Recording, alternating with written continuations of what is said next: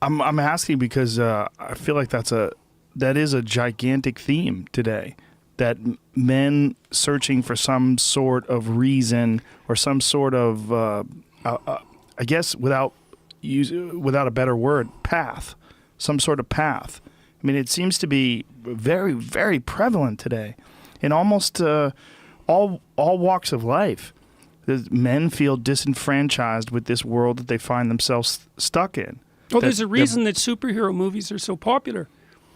You know, that's polytheism. That's the return of polytheism for all intents and purposes. I mean, what the hell are those things? They're demigods. Right. Obviously, one of them's Thor, for God's sake. I mean, how more obvious could it be? Right. You know, and so you might say, well, who's the leader of the demigods? Because that's the person you really want to follow, right? Yeah. Yeah, well, the evolutionary answer to that is, as far as the Christian route went, was Christ. But there's been lots of embodiments of that. For the Mesopotamians, it was Marduk. Marduk was the savior figure. He had eyes all the way around his head, and he spoke magic words. That was his fun. That's what made him different from all the other gods. And he was elected by all the other gods to be their king. And then he went out and fought Tiamat, who's a great dragon, and made the world out of her pieces. One of his names was he who makes ingenious things out of the combat with Tiamat. Well, that's what human beings do, is they go out into the unknown, into chaos, and they make ingenious things out of it. That's what we do. And so Marduk was the founder of Mesopotamian civilization. And you could think about all those tribes came together to make Mesopotamia. They all had a god. And so then those gods went to war. And out of that war of gods, a meta-god emerged. That was Marduk. And Marduk is one of the sources for the figure of Christ. That happened all over the place. Like, you see the admirable man, then you see 10 admirable men, and you think, wow, those guys have something in common. That's what you remember about them, you see? You remember the heroic things they've done because they stick in your memory, because they fit the pattern. And then you start telling the story about the heroic things that a bunch of them did. It all amalgamates together.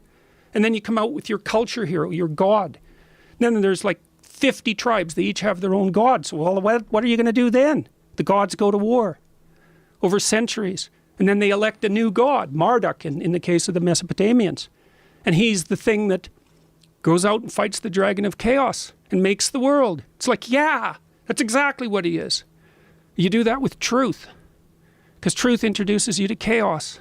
Why do you think, though, it's so much of an issue with males as opposed to females in our society? Maybe females already have enough to do. Like, really. Like maybe men have to take this on voluntarily. That's what it looks like to me. Because like you can screw around till you're 50. You can still have a family. You got time. And you can sit down and do nothing if you want. You can do it. So, but you shouldn't, because it's horrible to do that. And people who do it know it. Like it's meaningless. It's a funny thing about meaninglessness. There's no such thing. When people say their lives are meaningless, that isn't what they mean. They mean I'm in pain and anxious all the time. That's what they mean. Those are meanings, man. You don't get neutral. You know, I'm just sitting around, I'm not feeling anything. It's like, no, right, no one gets that. Sorry, that doesn't happen. Right. So when you say do nothing, that your life is meaningless if you're doing nothing. What do you mean by doing nothing? Well, by not accepting any responsibility, by not lifting a great load, by not acting out the archetype of the hero. That's what people are. That's what men are. If they're anything. They're mythological heroes, if they're anything. Through some path, whatever it be. There's lots of paths. I mean, so look, there's an old medieval idea. This is the idea of the imitation of Christ. This is something that Jung elaborates on a lot. He believed, this is one of the things that he said, was that the proper goal of a Christian, roughly speaking, is to enact the meta pattern of Christ's life in their own, to make it their own story. And so what did he mean by that? Well, part of it is, see, one of the things that characterizes the mythological figure of Christ, let's say, is that he takes on the burden of mortality voluntarily. He accepts it as a precondition of existence. And we have to do that because otherwise we get resentful. Like, life is hard, make no mistake about it. People's lives are tragic. You know, if you pick a random person off the street and you ask them about their life, man, usually there's things that have happened there.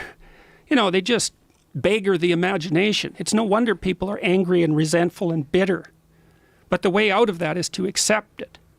to accept your mortality, and that helps you transcend it. That's partly what the crucifix symbol means, because it was accepted voluntarily. You have to accept your death voluntarily. That's part of the path of the hero.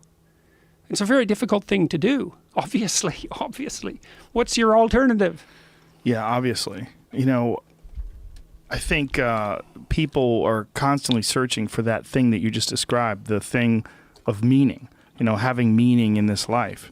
And that meaning has a different definition for everybody. I mean, everybody's meaning is different. I mean,